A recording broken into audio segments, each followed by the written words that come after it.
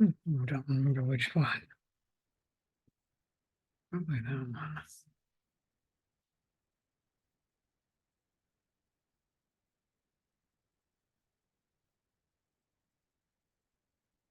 Yeah.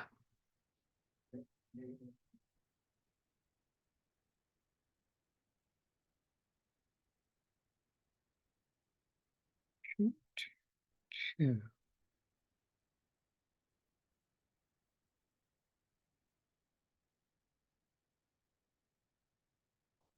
Okay, can somebody confirm you can hear me? I can hear you. Thank you. Let me call up my stuff.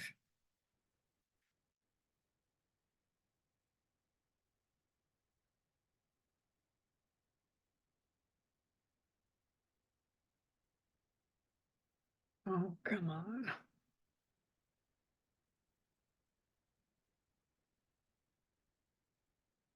Sharing my screen now. All right, you should be able to see my screen. I think this is the last slide we talked about. Is that correct?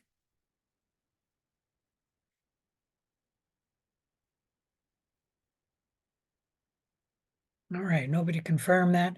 I have updated the schedule so you can see the new schedule in the syllabus.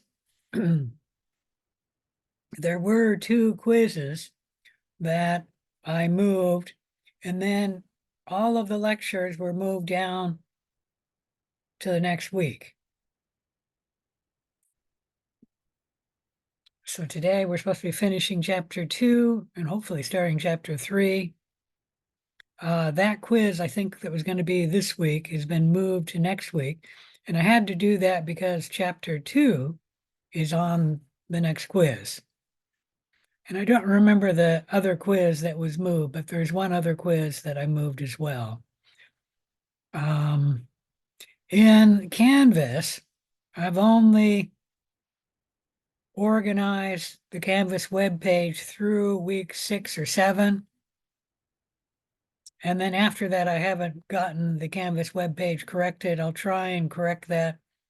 I probably won't be able to do that until, well, Thursday or Friday. But I'll try and get that corrected later this week. Any questions on any of this? Yeah, I'm pretty sure we finished chapter 2 last week.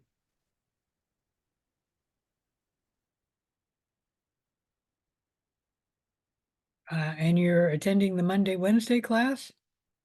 Yeah. Can anyone else confirm that? Oh, shoot.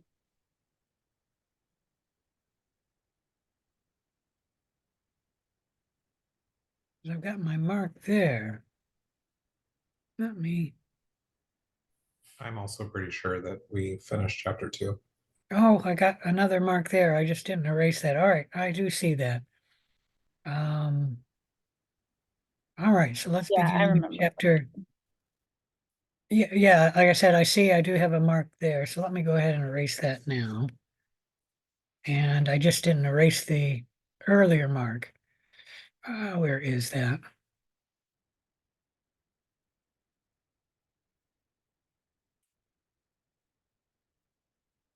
I wanted to ask about the recordings for your YouTube site. I noticed Uh-huh. that Wednesday's lecture and lab weren't uploaded to your YouTube. Okay, they should have been. If they're not ever uploaded, try and let me know a day later, meaning a day after I give the lecture. Yeah, they should be on the website. Occasionally I foul up, although I'm really surprised because usually I would find it on the Tuesday, Thursday class that I didn't upload it for Wednesdays, what you're saying. Let me just get this done and then I'll take a look there to take a look at that. I'm not going to upload it now, but I will confirm. Oh, Got too many things open here.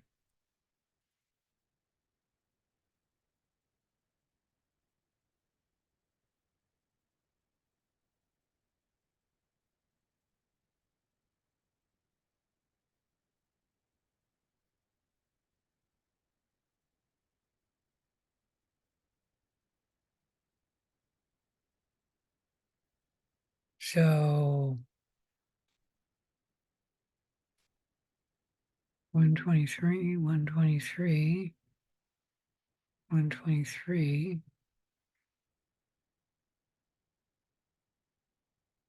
122. Isn't this Wednesday 122? No, Wednesday was 124. All right. Then it's not uploaded. All right. Um, I'll try and get that uploaded shortly after this lecture. Let me make a note of that.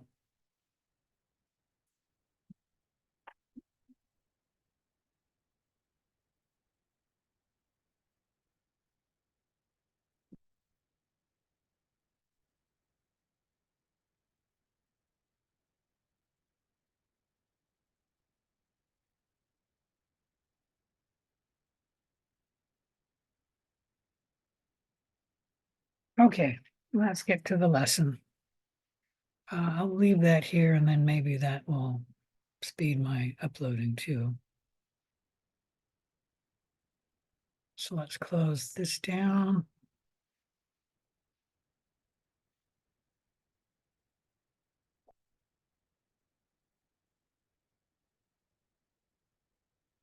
I wonder if I've got this set up wrong, or maybe I didn't do it for that.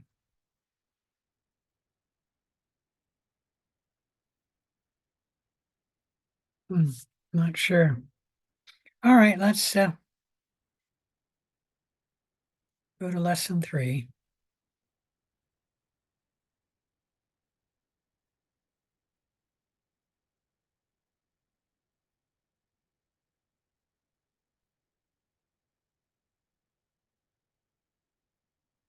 So chapter 3, observing microorganisms. In this slide, I'm showing you the major goals and a rough outline.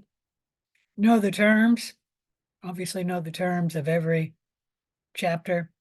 2, understand the size of organisms and the properties of microscopes. 2A, understand the major differences between the light microscope and the electron microscope. 3, understand why staining improves resolution. And then know the 3 types of stains. What's a simple stain, a differential stain, and a special stain.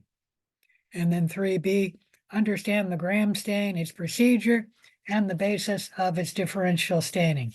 Any questions about the material we're going to cover?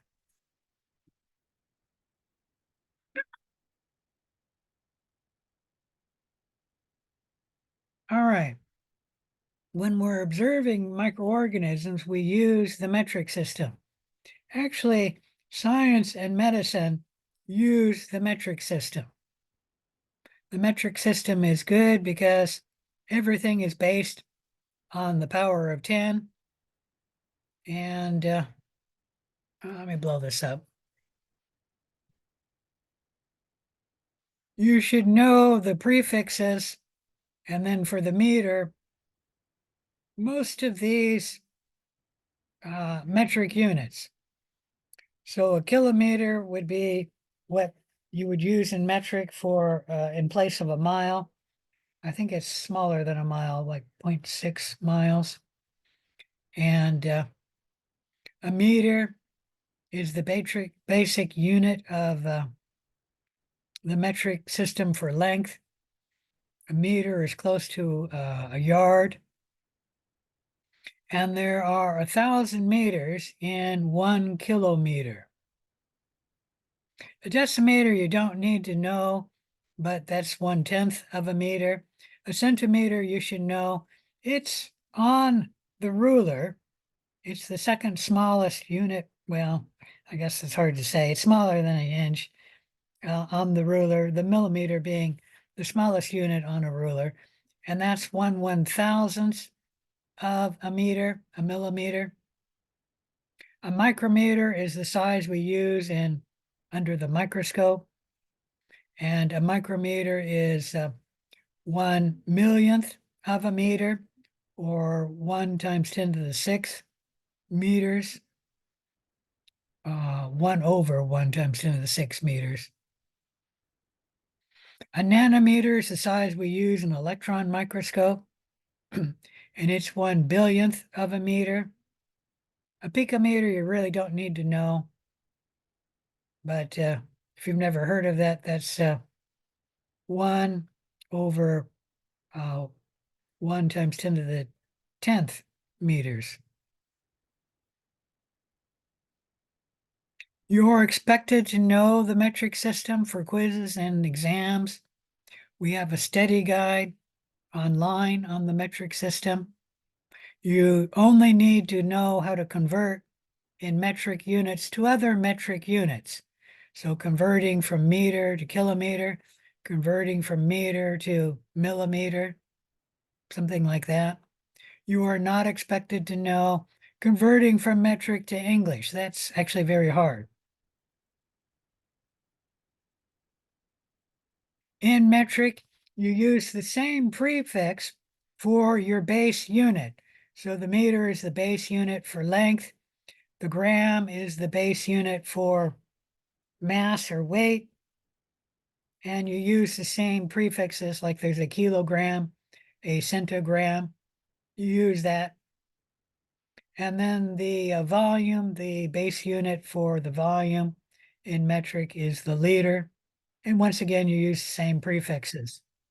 Any question about any of that? All right. This is one reason why it's good to learn the metric system. This map is showing you all the countries in the world that do not use the metric system. If you notice, there are only 3, and there's only one country, which is a big country, that doesn't use the metric system. I think you know what country that is. And in reality, 2 of these 3 countries are switching over to using the metric system. The United States actually is in the process of switching, and it was actually a bill signed by President Jefferson, the 3rd president of the United States, to get the United States to use the metric system. And so the United States is slowly switching over. And as you can tell, we are very slowly switching. We do have metric system like on the signs for speed limits. You'll see a sign, it'll say 60 miles per hour or whatever kilometers per hour in the lower part. And then on cars, they'll have both the miles per hour and then the kilometer per hour. But we are slowly switching. And I don't remember which of these other countries is switching, probably this one here, but I'm not sure. And then the second reason why you should know the metric system is simply because science and medicine use the metric system. Any question about any of that?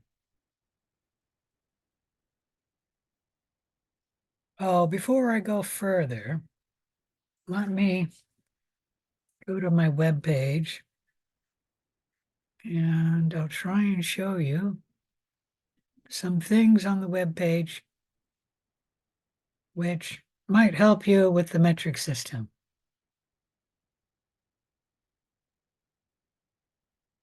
I have a bunch of optional metric quizzes, and if you click on these, the pages will not open in Canvas. But if you click again on this link or click that, it will open. It goes out of Canvas if you click again. This one's a little confusing. Make sure you click the correct button to get it going. I think it's start. And then you answer the question. Select the base unit of the metric system for length. If you get the correct answer, submit my answer. It'll be green. If you choose the wrong answer, the base unit for volume, I'm going to choose the wrong answer. So I'm going to go meter again. It'll give it in red and give you the correct answer. The others are actually a little easier to use because you don't have to worry about clicking the wrong button. If you go on this one, click there or there to get it to work. Test your knowledge of the meters, grams, and liters. Start now. In order to measure the mass of a really tiny things, use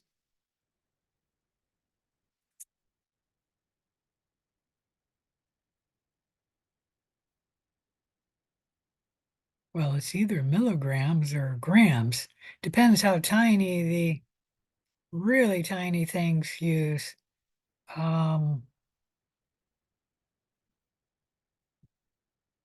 Let's go with gram.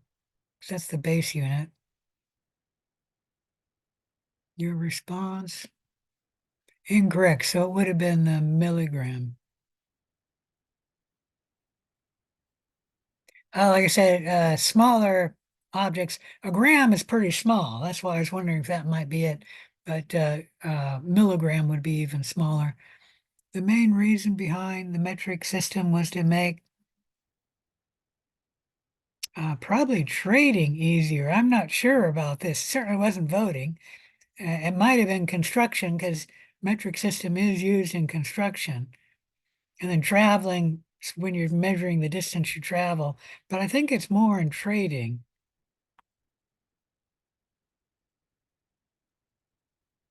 Yep, correct answer. That one is you just have to know from the history of the metric system. That didn't really help you with the metric system. The metric prefix deca stands for, I think deca is 10 units of the base. Yeah, hecta is 100, so 10. And 1,000 would be kilo. Deca is a unit I'm not going to require you to know. You only need to know the kilo for the kilometer and meter, and then centimeter, and then millimeter.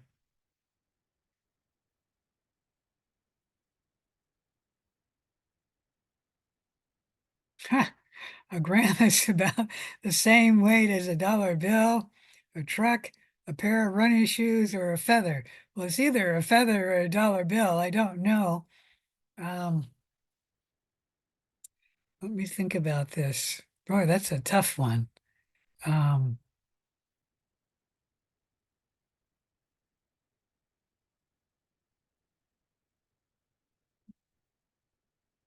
a gram is like, it's 1/32 of an ounce, so it's really light.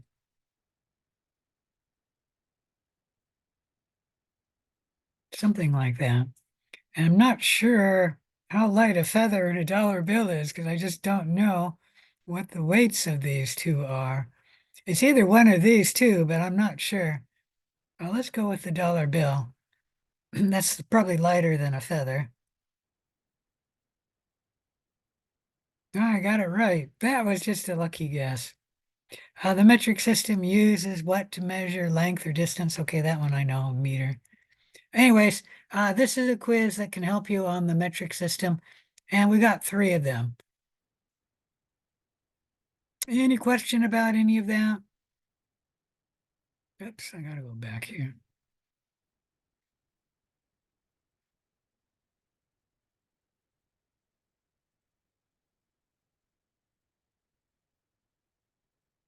Let's talk about the typical sizes of microorganisms. Most eukaryotic cells are between 10 micrometers to 500 micrometers. Now, obviously, the yolk of a chicken egg is much bigger than 500 micrometers, but a yolk of a chicken egg is much larger than most cells. The prokaryotic cell, actually the average prokaryotic cell is between 1 and 2 micrometers. 10 micrometers is pretty large for a prokaryotic cell. I don't remember the largest prokaryotic cell, but it might be 10 micrometers. I should know that. I recently read it. They found a huge prokaryotic cell, and I think it was living in a fish, and it was so large they just assumed it was a eukaryote, and then they sequenced it, and lo and behold, it was a prokaryote cell. Anyways, they're about 1/10 the size of a eukaryotic cell. And then viruses are even smaller than a prokaryotic cell. They're about 1/10 the size of a prokaryotic cell. The largest virus that we're going to talk about by its diameter, megavirus, is 0.44 micrometers. That is actually just a little bit larger than the smallest prokaryotic cell. So the smallest prokaryotic cell that's at least viable is about 0.4 micrometers. Now, there are longer viruses, but their diameter is smaller. Ebola virus is a long, skinny virus, and it can reach a length of 1 micrometer, but its diameter is less than 0.44 micrometers. And then the smallest virus is down to about 0.02 micrometers. Any question about any of that? All right, you've already seen this, but let me go over it again. You should know that a person is larger than a chicken egg, and the chicken egg is the largest cell you've ever seen. I'm sure all of you have seen the yolk of a chicken egg. That is the largest cell you've ever seen. If anyone's ever seen the yolk of a turkey egg, that's larger. And then the yolk of the ostrich egg is the largest cell on the planet Earth. But I don't think many of you guys have ever seen an ostrich egg, let alone the yolk of an ostrich egg. Frog eggs are about the smallest thing that we can see with our naked eye. Below that, you need a light microscope. And that's the size of most eukaryotic cells, and then prokaryotic cells. Viruses, though, with the exception of the very largest viruses, you need an electron microscope to see. So most viruses, you need an electron microscope to see. It is true that megavirus and maybe Ebola virus can be seen with the light microscope. But they're exceptions because they're the largest viruses. And then smaller than viruses are large molecules like proteins. Smaller than proteins would be small molecules like water. Smaller than small molecules would be atoms. Any question about any of that? You do not need to know the sizes of these objects, but you should know their relative rank. And you should know this graph has an arrow in it. This isn't 1 micrometer, 1 micrometer's here. That's 1 millimeter, about the size of a frog egg.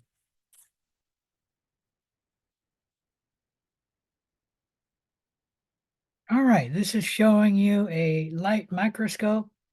It's actually a compound microscope. A compound microscope is a microscope that has 2 lenses, both of which magnify. And on the compound microscopes, we have the ocular lens right here, and the objective lens, these lenses right here, which magnify. The total magnification of a specimen that's being observed is the magnification of the ocular lens times the magnification of the did I say that right? The magnification of the objective lens times the magnification of the ocular lens. So if you're using the 4x objective lens, that magnifies 4 times, and most scopes, including our scopes in the microbiology lab, have an ocular lens of 10x, then the total magnification would be 40x, because 4x times 10x is 40. Any question about any of that? The typical microscopes and all of the microscopes in the microbiology lab have 4 objective lenses: the 4x lens, the 10x lens, the 40x lens, and the 100x lens. They do have other names. You can call the 4x lens the scanning objective lens, the 10x lens the low power lens, the 40x lens the high power lens, and then the 100x lens the oil immersion lens.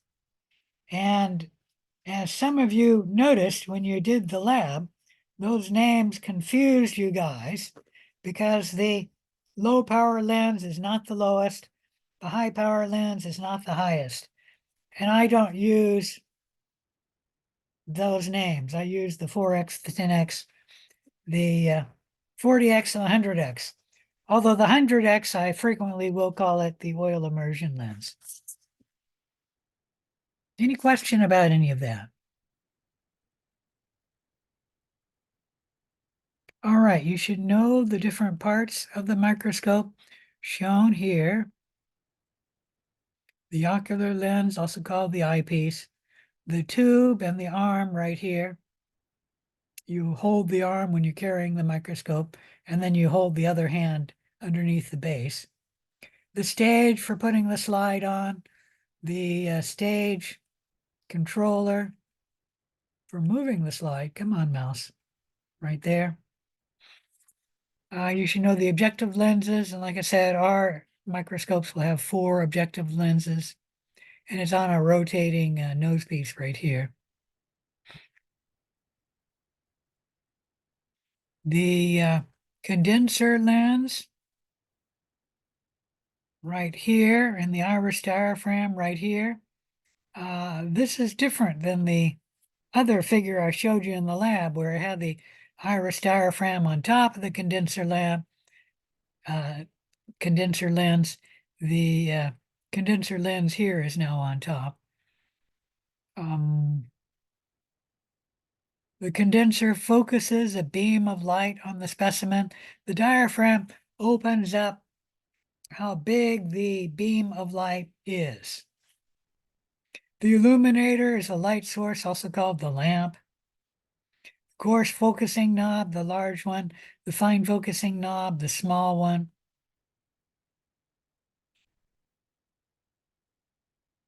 And that's it for these parts here. Obviously, you need to know the on-off switch for turning the lamp on.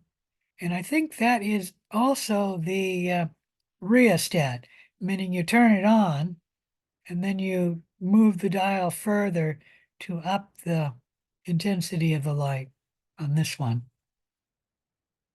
Meaning that's both a knob and a switch. Come on, mouse. Any question about any of that? All right. This slide is showing you a simple light microscope. A simple light microscope only has one lens for magnifying the object, the specimen. A simple microscope is nothing more than a super duper magnifying lens because it only has one lens. This microscope is actually one made by Antony van Leeuwenhoek, one that survived and then they kept it.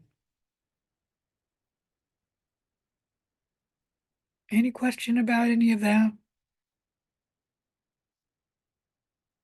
The resolution is the ability of a lens to distinguish 2 points as being separate from each other. microscopes have a resolving power of 0.2 micrometers, and they can distinguish 2 points that are greater than or equal to 0.2 micrometers apart from each other. If they're closer than 0.2 micrometers, you cannot distinguish them as two separate points. And I'll show you what I'm talking about here. You can see that these two are 0.2 micrometers, that's 200 nanometers apart from each other. And when you look at it under the light microscope, you can see that they are two distinct points. The resolution limit of a microscope actually depends upon the properties of white light, and the resolution limit of white light is about 0.2 micrometers. It has to do with the wavelength of light. I believe it's actually half the wavelength of white light. Below that, you cannot magnify further and then distinguish 2 points because you're underneath what light can distinguish. And it's just due to the properties of the wavelength of light. So this means the best compound light microscope we can build can only magnify 2,000 times. Anything beyond that would be empty magnification, because anything smaller than 0.2 micrometers cannot be magnified with any greater clarity. Is that clear to everybody? Now, the best microscope that you can buy actually is one that magnifies 2,000 times. At Clark College, in the microbiology lab, and perhaps in all of the labs in Clark College, I don't know, but in the microbiology lab, we don't have any microscope that can magnify 2,000 times. The best microscopes we have can only magnify 1,000 times. And the reason is because we have a 10x lens in the ocular lens of our microscopes. To be the best microscope, you have to have a 20x lens in the ocular lens of the microscope. So Clark College doesn't, at least the microbiology lab, doesn't have the best microscopes. And they're a little more expensive.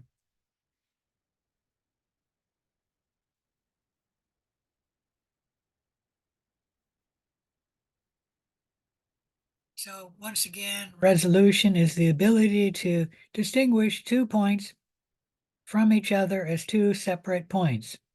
These points here are not separated by 200 nanometers or 0.02 micrometers, and so they cannot be distinguished as two separate points, or as different points in this case. Any question about that? All right, light can refract. Whenever light travels from one medium to another, light may refract. Obviously, the two mediums have to have a different refractive index, but if they do have a different refractive index, the light will refract at the interface of the two media. So right here, you can see that the pencil is bent, and that's what refraction means, the bending of light. And the pencil obviously isn't bent like that. It just looks like it's bent because light is refracted when the light comes out of the water and then enters the air. And that's sort of the artist's rendition, trying to show you that it looks like the pencil is bent. We'll talk a little bit more about refraction in just a minute. Let me state that refraction is extremely important for life. For example, when a bird sees a fish in the water, the fish is in reality in this position, but because of the bending of light at the interface of the water and the air, it will make it look like to the bird that the fish is in this position. And the bird, by instinct, will compensate and will put its claws down in this position to catch the fish. Because it sees it here, but it knows it's actually there. And this is because of the refraction of light. Let me show you the refraction of light happens whenever light moves from one media to another. And in this case, we're not going to talk about it passing through the air and the entering the glass, but it actually would refract right there. But when it goes through the glass and then comes out to the air, it will refract at the interface again. And that's showing you the refraction of the light right there. Not all light rays will refract that way, but some of them will. Obviously, some of them will continue this way, and some of them will refract even further than that. And it just depends on the light ray itself. There's different light rays coming out of a light source. So here we're seeing different light rays coming out of glass. And this light ray, when it hits the air, did not refract. And that light ray will be collected by the objective lens, meaning it's coming through the specimen, and that's the glass.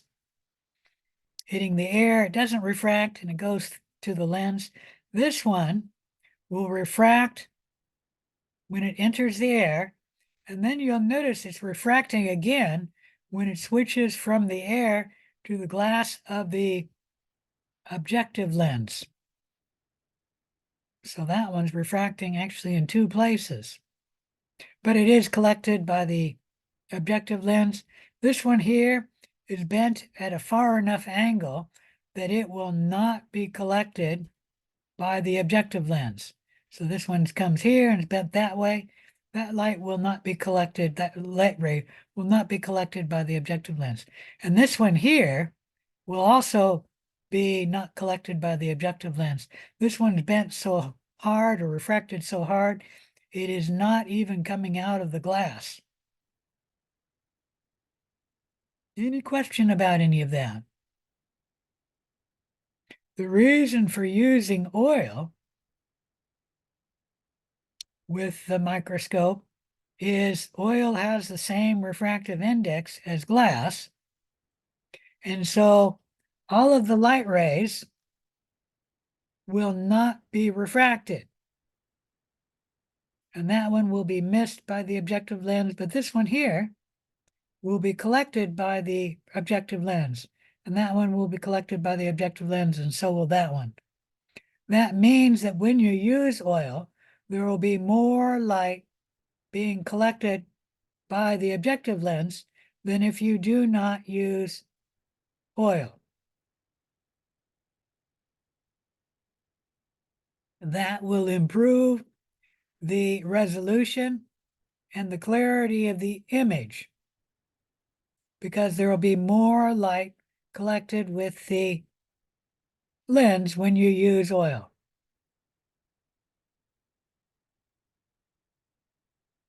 So when we use oil, we remove the refraction of light, and the wording is you reduce the refraction of light, but in reality, reduce it here to 0. And therefore, more light can be collected by the objective lens, and that will improve your resolution. Any question about any of that?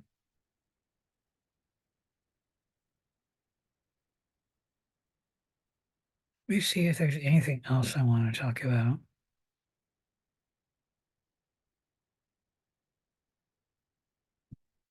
So refraction of light is the bending of light whenever it's traveling from one media, the glass, to another, the air.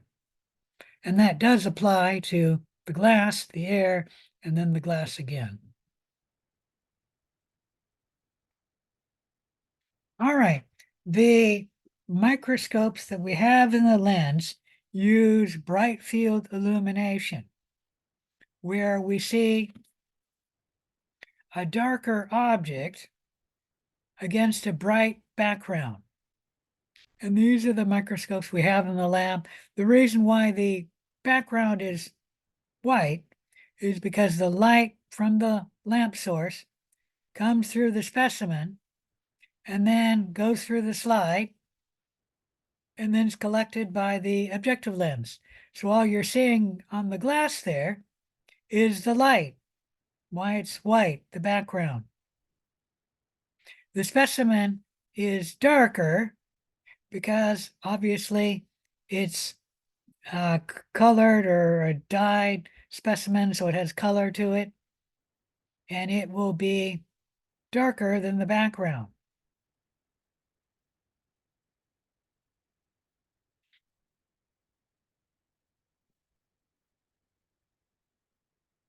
That's in difference to dark field illumination,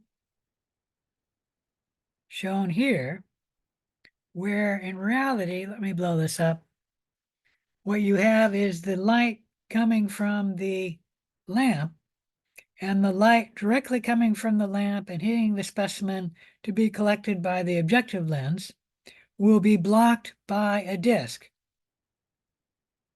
And that's why the background is dark, because there's no light coming from the lamp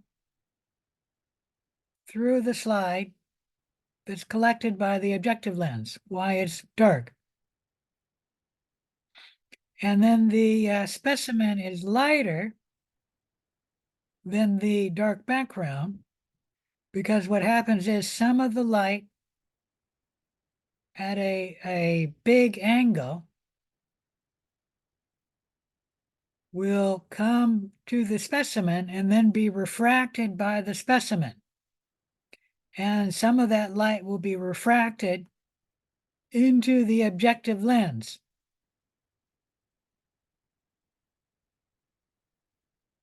And that's why we can see the specimen lighter than the background. But you'll notice the specimen is darker here than it is there. And that's because there's less light being collected by the objective lens coming through the specimen. And that's because all the light is coming at a strong angle and then is refracted by the specimen into the objective lens.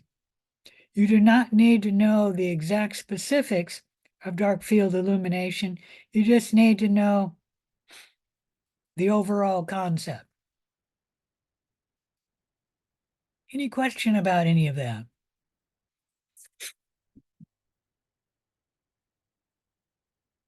All right.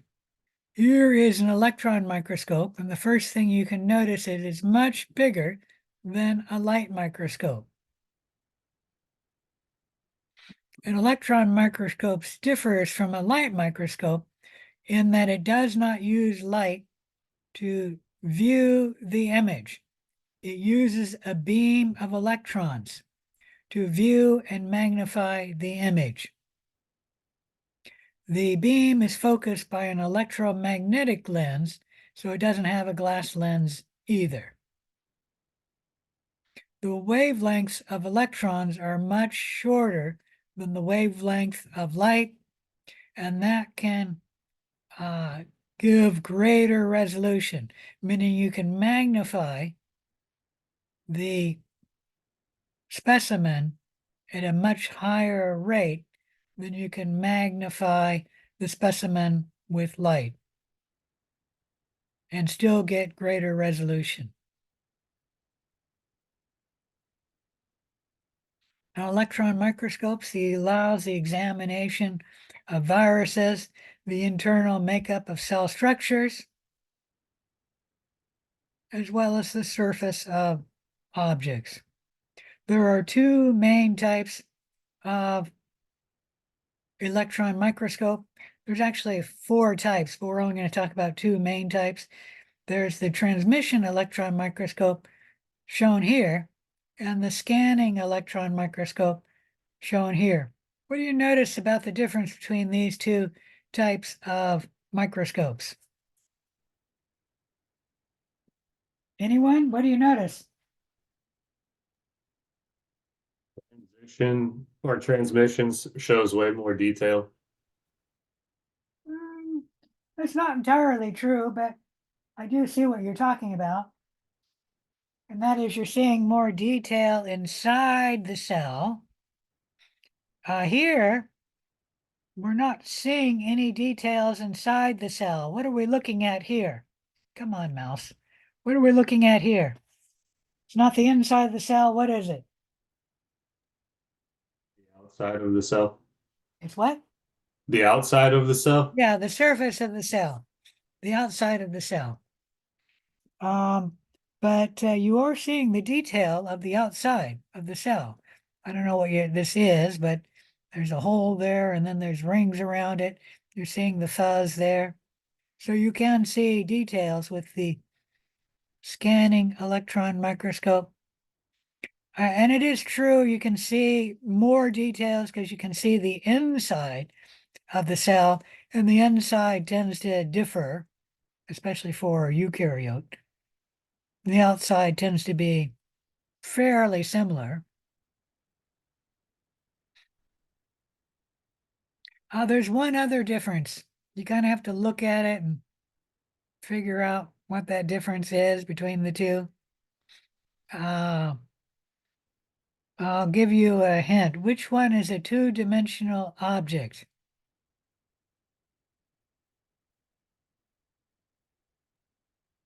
The one on the left. Yes. The transmission electron microscope is a 2-dimensional object. What you're seeing is only a plane through this cell. And then the scanning electron microscope, you're actually seeing the image in 3 dimensions. And the scanning only sees the surface, and the transmission electron microscope is only in 2 dimensions, but you can see inside the cell. This is the scanning electron microscope where we're seeing the surface of a crystal. And this is the transmission electron microscope where we're seeing inside a membrane. I believe that's the chloroplast membrane.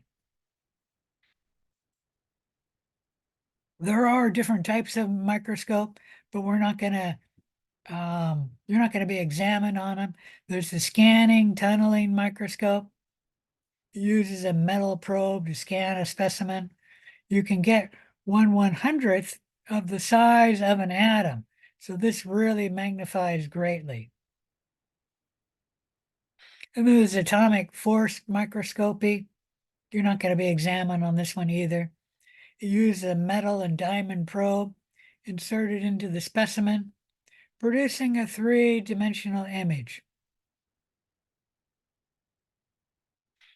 And that's it for the microscopes. Which of these cells, the ones on the left or the ones on the right, are easier to view? The ones on the right. The ones on the right are much easier to view. The only difference between these cells and these cells is that these cells have been dyed. So somebody put a stain on them and that colored the cells, and that makes them easier to see. All a dye does, and that's the same thing as a stain, is it increases the contrast between the cell and the background of the cell, meaning the background of the slide, which is the glass slide. Both in this part here, this image here, both the slide and the cells are fairly transparent. And that's why the cells are hard to see, because you cannot see the contrast between the cell and the background of the slide. Whereas here, the cells are stained, and so that increases the contrast between the glass slide, shown here, and then the cell, making the cell much easier to view. Any question about that? It's the only thing the staining does, increase the contrast between the cell and the background of the slide. So most microbes are colorless. They have little contrast with the slide. And to see them at least well, you need to stain them. Otherwise, you'll be seeing that. It's just hard to see the cells. It is true, we're not going to cover it. You could use a phase contrast microscope. We're not going to talk about that. You can read about it if you want. And we will talk about staining, and that just increases the contrast between the cell and the slide. Staining is coloring the specimen or the background to increase the visibility and the contrast between the cell and its background. To stain the cell, you first begin with a bacterial smear. And I mentioned this in the lab, and people got this question wrong in the lab. A bacterial smear is not part of the staining procedure. You do not use any stains when you are making a bacterial smear. A bacterial smear is just a thin film of microbes on the slide. And you need to make the bacterial smear prior to staining the slide or this bacteria. You put the microbes on the slide, fix them to the slide, attach them, and then the heat fixing tends to kill them as well. Usually we make the bacterial smear, then let it air dry, and then heat fix the bacteria to the glass. And that keeps the cells from washing off in the staining procedure. And the air drying and the heat fixing does kill many bacteria, like E. coli would be totally killed by that procedure. It does not kill all cells, like the endotoxins will be alive after this treatment.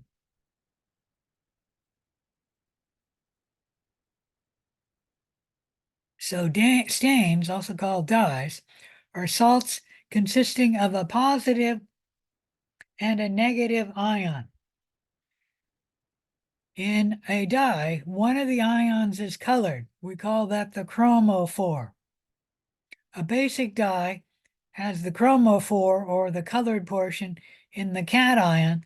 That's the positive ion of the salt.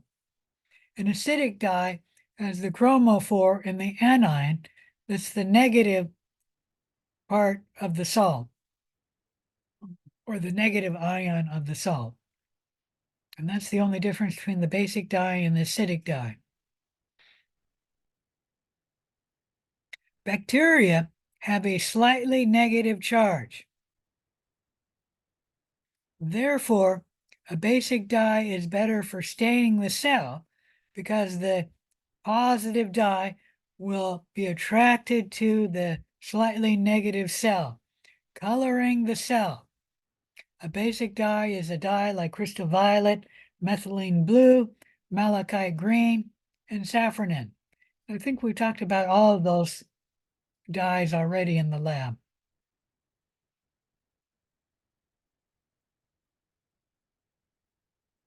An acidic dye typically stains the background of the slide, meaning it stains the glass. It does not stain the microbe. And that's because with bacteria, they have a slightly negative charge, and a negative dye, meaning the ion that does the coloring, is negative. it will be repulsed from the cell. Some acidic dyes are eosine, acid fuchsin, and nigrosin. Because you stain the background instead of the cell, an acidic dye is often called negative staining. This has to do with the old Polaroid film, which made a negative. If you guys even are familiar with the Polaroid film, there was a negative, and the negative had the lightly colored parts of the image were dark, and then the dark part of the image were light, and that's why they called it a negative. And it has to do with the negative staining, and that is the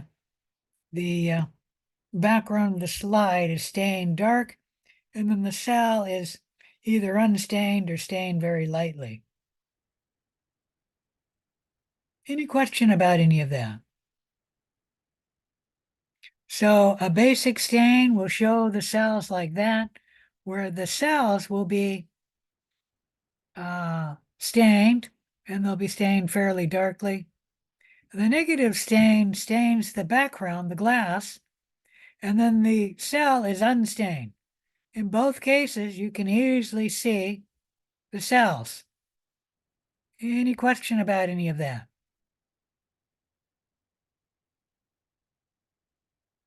All right, let's talk about the different types of stains. There are three main types of stains: a simple stain, a differential stain, and a special stain. A simple stain is a solution containing a single dye. The primary purpose of a simple stain, is to increase the contrast between the background of the slide and the specimen, the cell. The stain is applied to a fixed bacterial smear for a certain length of time. You then dump off the dye, rinse the dye off the cells gently, and then dry the slide and then examine it. And all the cells will have the same color because they're only stained by one dye.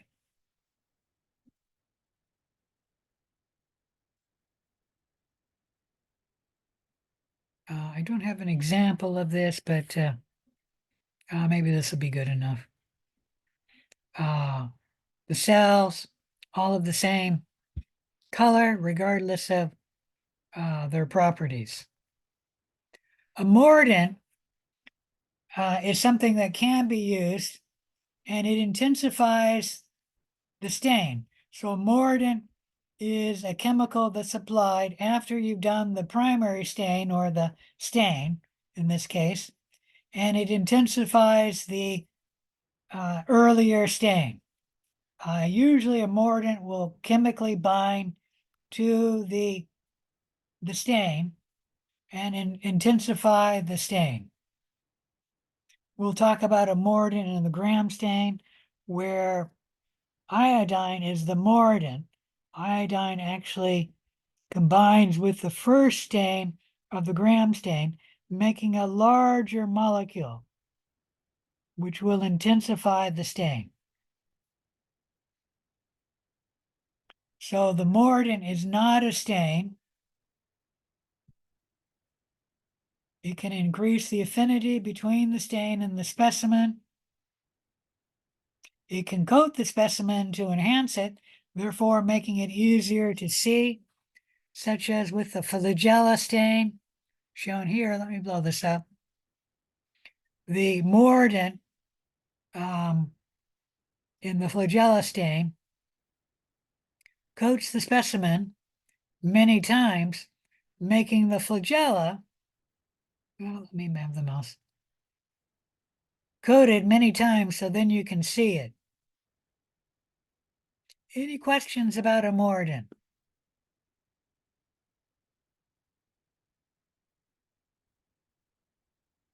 All right, a differential stain is a stain that reacts differently with different kinds of microbes. It can therefore distinguish between two types of microbes. Usually, a differential stain uses two different dyes, but that is not a requirement. All you have to have is a stain that reacts differently with two different kinds of microbes. The most commonly used differential stains in microbiology are the Gram stain and the acid-fast stain.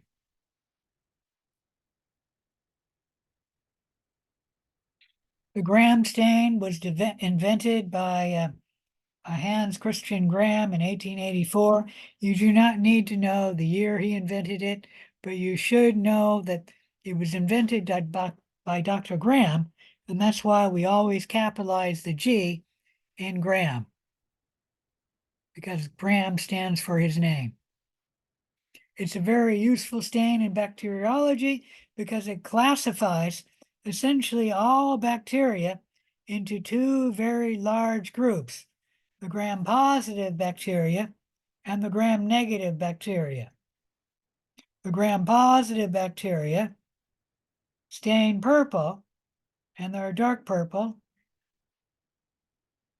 and then the gram-negative bacteria stain pinkish, and they're a little lighter than the gram-positive. How you do the gram stain is before you begin the gram stain, you first make a bacterial smear on a glass slide. That is not part of the gram stain. It's just you have to have something to work with, and so we make a bacterial smear. You then air dry it and heat fix it. That's always a good thing because the simply adding the dye can lift up the cells, and then when you dump the dye off, you then throw away the cells. So you need to have the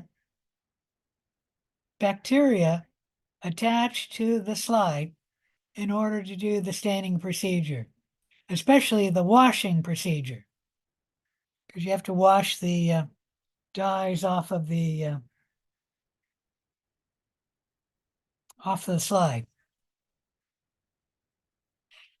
All right, you then have the bacteria smear and you flood the slide with crystal violet for 1 minute.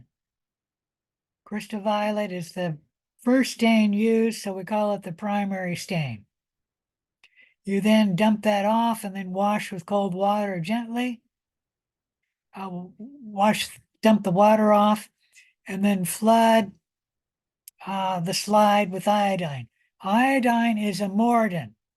It will chemically combine with the crystal violet to make a larger molecule. This will intensify the color because the molecule having the color is going to be bigger now. Instead of just crystal violet, it'll be crystal violet complexed with iodine. So that'll intensify the color. Anyways, the iodine is left on for 1 minute. You then dump it off and then wash it off. You then flood with acetone ethanol. This is the decolorizing agent for about 5 seconds. And then wash immediately with cold water.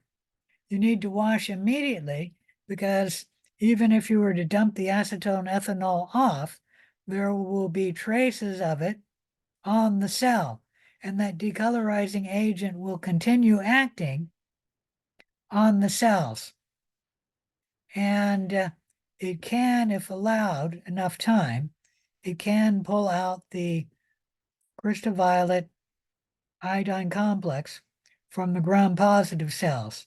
So that's why we wash immediately.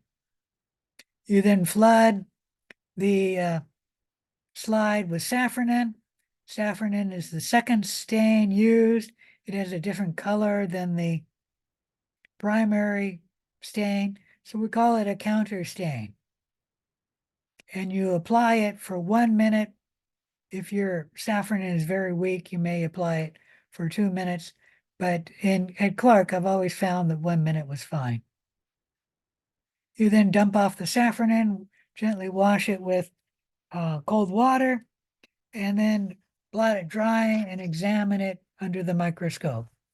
Any question about the general procedure of the gram stain? If not, I'll go into the procedure in greater detail. But let me state that when I'm asking you for the procedure of the gram stain, you do not need to say that after every step, you have a cold water wash. What you can just do is start at the very beginning or just state at one point a cold water wash and state something like, after every step, we do the cold water wash. So you don't need to go through, I don't know, 11 different steps. You could go through, let's see, flood with crystal violet, flood with iodine, flood with decolorizing agent, flood with saffronin, and then examine. So you could have that in 5 different steps and just state, after every step, you have a cold water wash. All right, here is what the cells look like when you go through the gram stain. Initially, after the application of the crystal violet, the cells will be staining purple, and that'll be a blue-purple color. After after applying the mordant iodine, the cells will be more of a purple as opposed to a blue purple, and they will be a little more intense, a little more darker. That isn't shown here, but just take my word for it. But the point is, all the cells stain the same. You then apply the decolorizing agent that will pull the crystal violet iodine complex out of the gram-negative cells, but not out of the gram-positive cells if the decolorizing is done correctly. And here you can see the cells differ. The gram-negative cells are now clear, and the gram-positive cells are a purple color. We then apply the saffronin, and the gram-negative cells will be pinkish, and the gram-positive cells will be purple. Any question about any of this?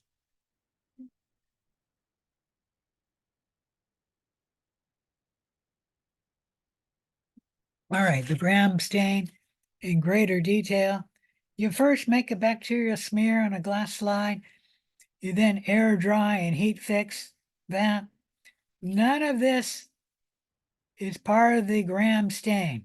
This is something you do before doing the gram stain. You then take your slide and flood it with crystal violet. And that's the start of the gram stain.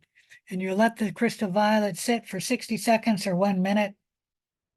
You then dump it off and then wash the slide gently with cold water. Crystal violet sticks to the peptidoglycan and the bacterial cell wall, and it's the primary stain because it's the first stain used, and it colors all cells the same, a blue-purple color.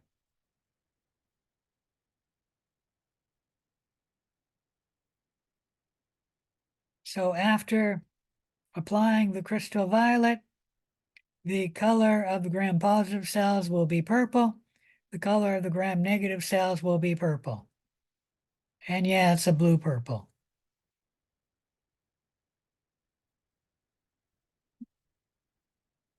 You then apply iodine as a mordant.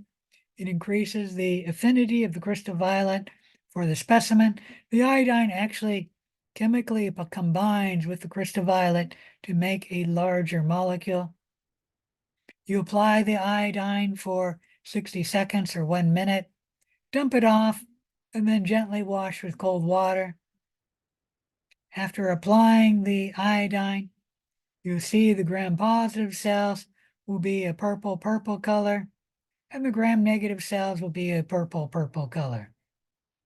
So once again, no difference between the two cells.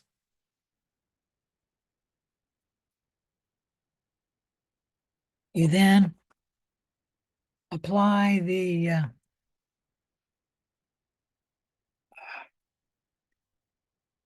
decolorizing agent. In this case, we're going to use acetone ethanol as the decolorizing agent, but there are different decolorizing agents. There is acid ethanol, which may be used to decolorize the gram stain, and you can also only use alcohol. Most of the decolorizing agents that we talk about in microbiology will be acetone ethanol. And if you went into the lab, that would be your decolorizing agent. For the life of me, I don't recall ever discussing acid ethanol, but that is a decolorizing agent. And then there's also ethanol. I think one of the videos has ethanol as the decolorizing agent. The decolorizing agent, regardless of which one it is, washes the crystal violet out of the gram-negative cells, but not out of the gram-positive cells. And that's as long as you do not overwash. The decolorizing step is considered the differential step in the gram stain, because this will show differences between cells. The gram-positive cells and the gram-negative cells will stain differently after applying the decolorizing agent. All right, remove the decolorizing, oh, no, sorry. You flood the slide with the colorizing agent and let it sit for only about 5 seconds. The best way to do that is take your eyedropper and your slide and put the decolorizing agent on the top of the slide, let it run down the slide. When you see the purple stop running, stop applying the decolorizing agent. That's the best way to apply the decolorizing agent. And that way you will not over decolorize, nor will you under decolorize, because you're watching the decolorizing agent pulling the crystal violet out of the gram-negative cells when the crystal violet is running down, the purple is running down the slide.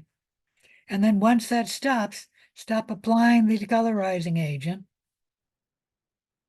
and you will not under or over decolorize. And then wash the slide immediately with cold water to stop the decolorizing agent from working on the cells, specifically working on the gram-positive cells, because if given enough time, the decolorizing agent will pull the crystal violet iodine out of the gram-positive cells. So the decolorizing step is tricky. You have to apply it for the right amount of time. Too little and you won't decolorize the gram-negative cells.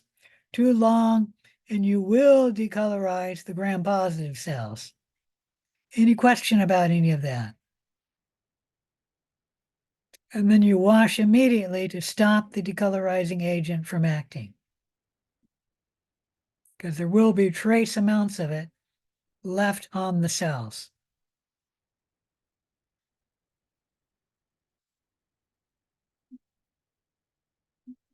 So it will wash the crystal violet iodine complex out of the gram-negative cells, but not out of the gram-positive cells, as long as you are applying the decolorizing agent for the right amount of time. It's considered the differential step in the gram stain because the cells will now stain differently. The gram-positive cells will be purple after applying the colorizing agent. The gram-negative cells will be colorless. You then apply safranin. It's a pink dye. Safranin stains all bacteria. It is a counter stain because it has a different color than the primary stain, the crystal violet. So you flood the slide for about 1 minute, 1 to 2 minutes with safranin, dump off the safranin, and then gently wash the cells with cold water.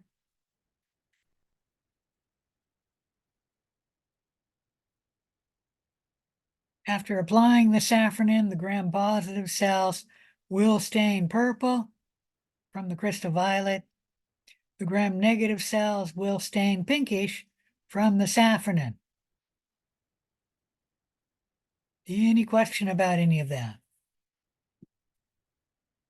Well, here's a question for you. I just told you the safranin gets in all bacteria. That means the safranin gets in the gram-positive cells. Why isn't the gram-positive cells staining pinkish? Or if you want, a mixture between purple and pink, whatever that color would be. Anyone have a guess?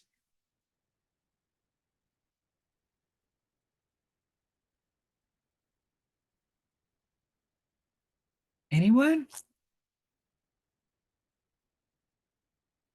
It just happens to be the properties of the human eye. And when the safranin is alone in the cell will appear pink. When the safranin is in the gram-positive cell, but there's also crystal violet iodine in the gram-positive cell, our human eye can only see the more intense or darker stain. So to our human eye, the gram-positive cell will appear to be purple. Our human eye cannot see the pink in the cell because the pink is hidden by the purple color. Is that clear to everyone? With the light microscope, the gram-positive cell will appear purple, and it's not because the pink isn't there, it's just the human eye cannot see the pink because it's hidden by the purple color of the crystal violet iodine complex. To see the pink in the cell, let's make this a giant cell. If you used an electron microscope, you would see in one part of the cell pink from the safranin and then purple in another part of the cell. Trying to show you, let's make that purple and this pink, and we'll say this pink too.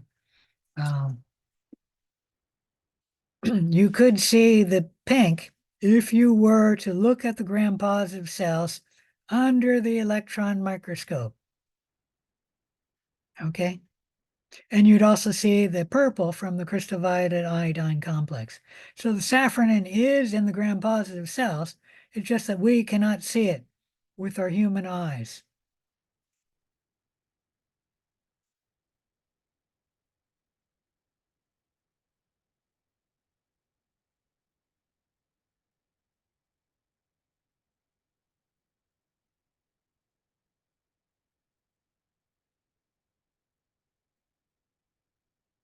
Trying to figure out why I've got those there.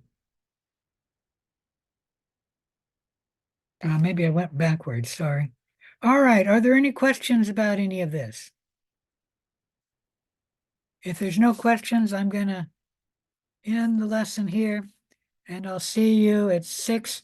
Let's make it 6:32 for the lab.